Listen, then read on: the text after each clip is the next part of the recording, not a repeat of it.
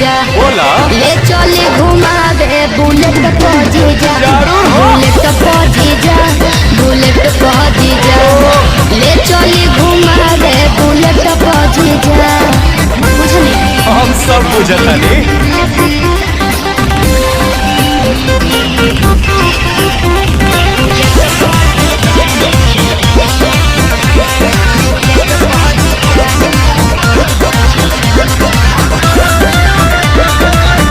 आज मानव नाराउर का हल्का जीजा सूट पहन के तैयार बनी ललका जीजा अच्छा ठीक बा ए जीजा जी सुना जौन कहबू खाए के साली